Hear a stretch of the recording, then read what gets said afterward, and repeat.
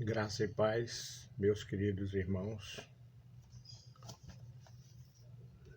Nós temos muito motivo para agradecer ao nosso Deus e nesse momento nós devemos agradecer pela recuperação dos nossos irmãos queridos dessa enfermidade do coronavírus. Agradecer também porque Ele nos deu a salvação em Cristo Jesus e nos dirige pelo seu Espírito. Queremos também, Senhor, agradecê-lo pelo fato dele ser o nosso Deus, o Senhor soberano sobre todas as coisas, sobre esse imenso universo, e ele cuida de cada um de nós. Como disse o salmista, quem é o homem para que tu se preocupe?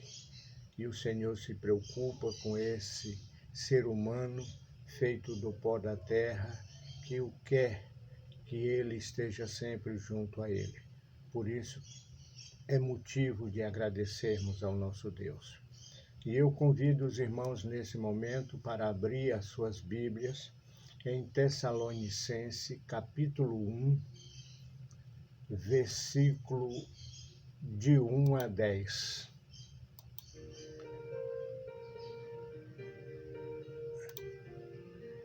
E nós vamos iniciar a leitura desse texto. E a palavra de Deus assim diz: Eu, Paulo, e Silas e Tomé, e Timóteo, aliás, escrevemos esta carta aos irmãos da igreja da cidade de Tessalônica, irmãos que estão unidos com Deus, o nosso Pai, e com o Senhor Jesus Cristo. Que a graça e a paz de Deus, o nosso Pai, e do Senhor Jesus Cristo esteja com vocês. Irmãos, sempre temos de dar graça a Deus por vocês. Para nós é certo fazer isso porque a fé que vocês têm está crescendo cada vez mais. E o amor que vocês têm um pelos outros está se tornando cada vez maior. É por isso que nas igrejas de Deus falamos com orgulho sobre vocês. Nós temos orgulho de vocês por causa da paciência e da fé que vocês mostram no meio de todas as perseguições e sofrimentos. Esta é uma prova de que Deus é justo na sua maneira de julgar. Como resultado disso, vocês se tornarão merecedores do seu reino pelo qual estão sofrendo. Deus fará o que é justo e ele trará sofrimento para aqueles que fazem com que vocês sofram e dará descanso a vocês e também a nós que sofremos. Ele fará isso quando o Senhor Jesus vier do céu e aparecer junto com os seus anjos poderosos, no meio de chamas de fogo para castigar os que rejeitam a Deus e não obedecem ao Evangelho do nosso Senhor Jesus Cristo. Eles serão castigados com a destruição eterna e ficarão longe da presença do Senhor e do seu glorioso poder. Isso acontecerá naquele dia, o dia em que ele vier para ser louvado por todo o seu povo e para receber homenagens de todos os que creem. Vocês também estarão entre eles, pois creram na mensagem que nós anunciamos. Vamos orar, irmãos? Senhor nosso Deus e Pai, Santo e Todo-Poderoso, Criador dos céus e da terra, te damos graças, Senhor, porque o Senhor é o nosso Deus. É o Senhor que cuida de cada um de nós. Te somos gratos pela tua palavra, pelos teus servos que a trouxeram até nós.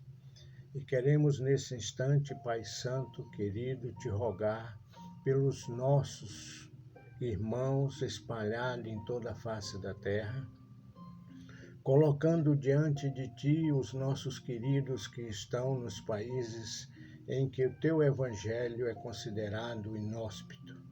E por isso nós te rogamos por ele, para que eles tenham cada vez mais a intrepidez para pregar a tua palavra.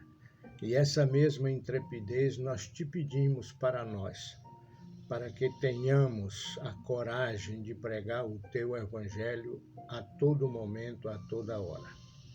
Obrigado, Senhor, por esse momento, e nos dê sabedoria do teu Espírito Santo. Não nos deixe falar nada que não seja segundo a tua vontade, pois nós te rogamos em nome de Jesus.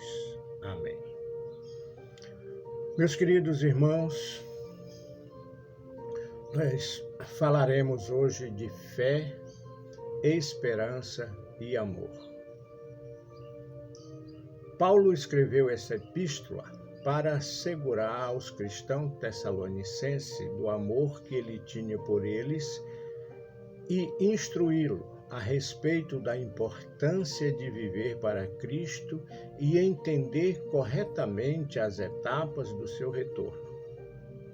A cidade de Tessalônica hoje é chamada de Salônica e é a segunda maior cidade da Grécia. Nesta epístola, Paulo, Silvano e Timóteo se dirigem à igreja dos Tessalonicenses visando levar-lhes uma palavra de esperança sobre a vinda de Jesus que estaria muito próxima. Assim eles lhe falaram que agradeceram a Deus pela fidelidade daquela congregação, também elogiaram os cristãos de Tessalonicense por essa demonstração de fidelidade. O que podemos aprender? Digo que nós, os cristãos de hoje, podemos buscar a viver de maneira a agradar a Deus, lembrando que eles advertiram para tranquilizar a congregação que os que morreram em Cristo hão de ressuscitar na volta de Cristo. E nós que ainda estamos vivos devemos sempre estar prontos para o retorno do Senhor Jesus. Movido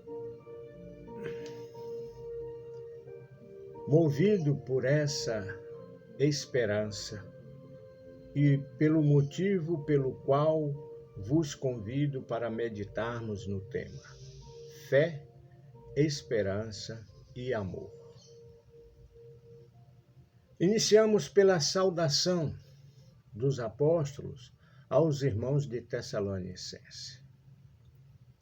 Eles identificaram-se e cumprimentaram os tessalonicenses.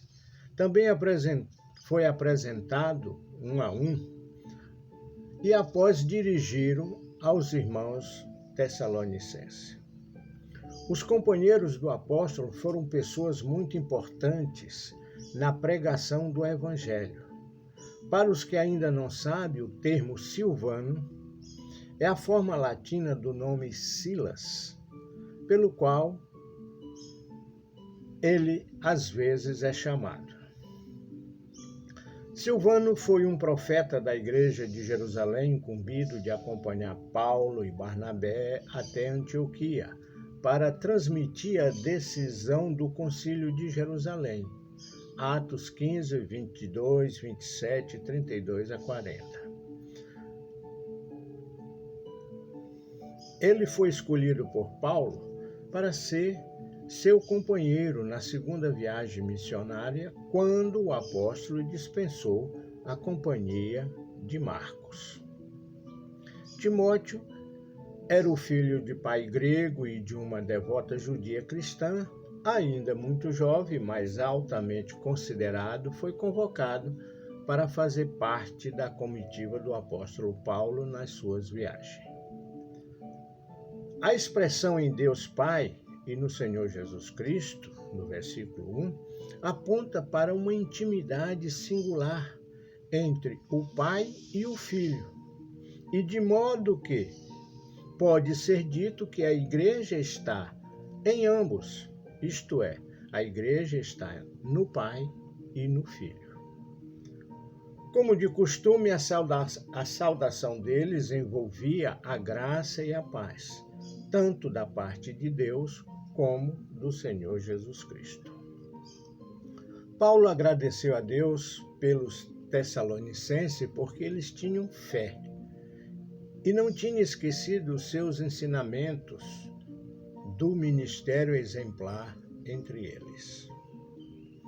Ele se concentrou em 3 áreas: seus agradecimentos a Deus, uma explicação do motivo pelo qual ele havia se ausentado dos Tessalonicenses e sua oração em favor deles. A ação de graça de Paulo pelos Tessalonicenses, podemos dizer que o apóstolo Paulo apreciava muitíssimo o que Deus havia feito na vida dos cristãos tessalonicenses. Ele refletiu a respeito da fé, da esperança e do amor. A experiência de primeira mão que eles haviam tido do seu ministério e a maneira ávida em que eles haviam recebido a palavra de Deus, isso tocou no coração do apóstolo, pois eles todos, aquela região era a região de gentios e adoravam ídolos. E quando o apóstolo chegou pregando o evangelho, esses que aceitaram o evangelho foram exemplo para muitos. A fé, a esperança e o amor.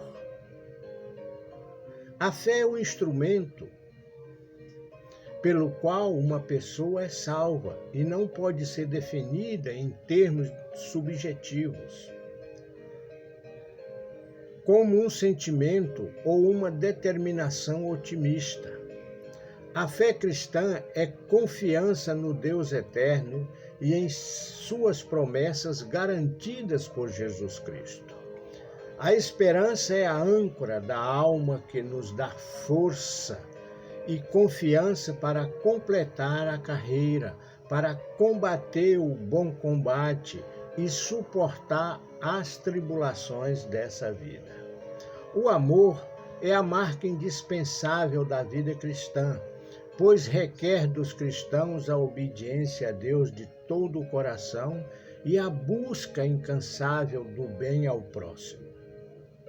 Se concretiza no texto de 1 João 4:7, que diz: Amados, amemos uns aos outros, porque o amor procede de Deus, e todo aquele que ama é nascido de Deus e conhece a Deus.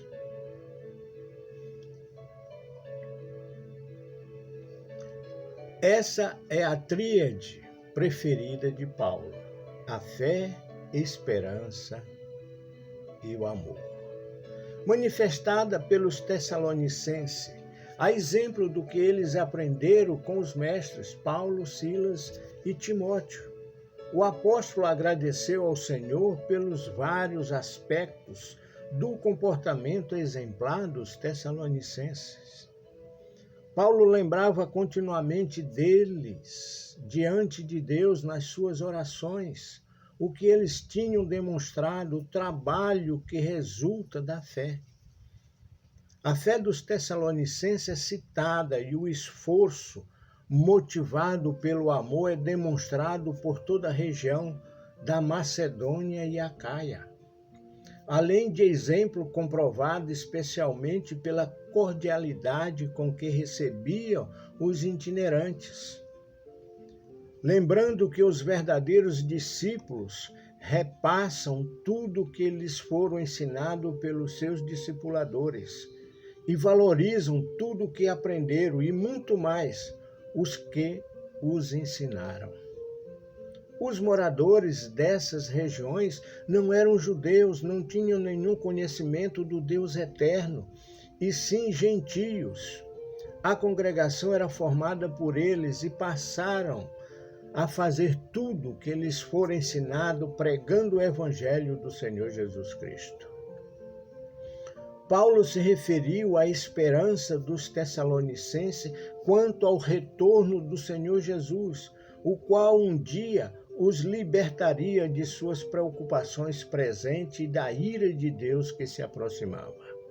Também elogiou o amor demonstrado para com os povos gentios moradores da região, onde afirmou que eles tinham sido por Deus instruídos e que deviam amar uns aos outros. Com relação à tríade formada pela fé, esperança e amor, Paulo não teve medo de expressar a certeza da eleição feita por Deus a essa jovem congregação composta predominante de gentios. Ele via neles o fruto da graça eletiva de Deus, manifestada aqui na resposta divinamente efetuada à pregação do Evangelho e no progresso de santificação que eles haviam demonstrado desde o início. Deus os tinha escolhido, e essa era a convicção de Paulo por causa da forma que o Evangelho chegou a eles. O versículo 5 assim nos diz: não somente em palavras, mas em poder, no Espírito Santo e em plena convicção. Isto é vivência, que também a chamamos de prática do Evangelho. Isso nos faz imitadores do Senhor Jesus Cristo.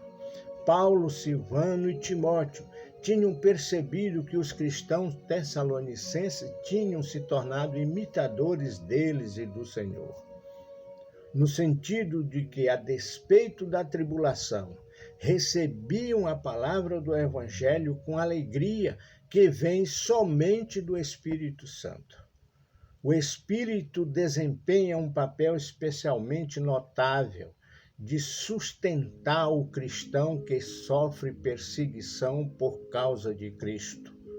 Mateus 10, 19 e 20, 1 Pedro 4, 12 e 14.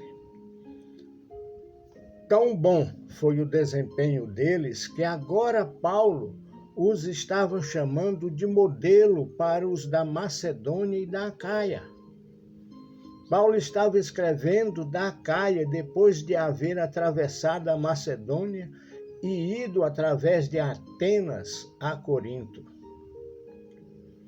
Ao longo de sua viagem, ele descobriu que os cristãos que encontravam sabiam não apenas de seus feitos em Tessalônica, mas também tinham ouvido falar da fé dos tessalonicenses.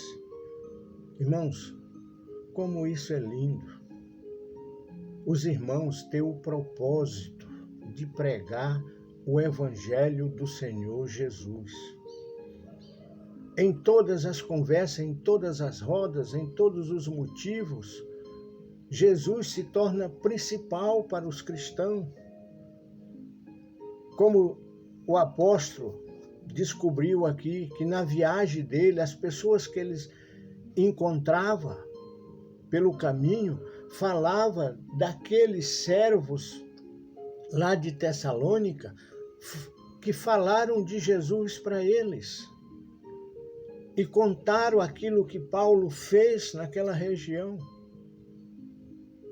Nós também aqui no Rio Formoso precisamos fazer isso. Em todas as nossas oportunidades, não esqueçamos de falar de Jesus Cristo, de pregar as boas novas, o Evangelho de Cristo. Os cristãos tessalonicenses, embora ainda criança em Cristo, haviam se tornado exemplo de fé, de esperança e amor para outros. E eu concluo, meus queridos irmãos, essas palavras dizendo: o nosso momento é de demonstrar a fé, a esperança e o amor que aprendemos com o nosso Senhor e Salvador Jesus Cristo. Os tessalonicenses nos ensinam nesse texto que o que vale é para sempre e o que o Senhor Jesus foi nos preparar. É isso que vale, é a eternidade. E aquilo que o Senhor Jesus foi preparar quando ele disse aos discípulos: vou vos preparar morada. Uma morada no reino de Deus. A sua vinda está muito próxima. Exercitemos, queridos irmãos, a fé, a esperança e o amor. Que o Senhor Deus nos abençoe, nos dê uma semana de paz, repleto da graça dele. Aos que estão enfermos, que o Senhor derrame sobre eles o bálsamo da cura. E que nós devemos estar orando uns pelos outros e pedindo sabedoria para, como os tessalonicenses, nós também sermos exemplo de fé, de esperança e de amor. Que Deus nos abençoe, meus amados. Amém.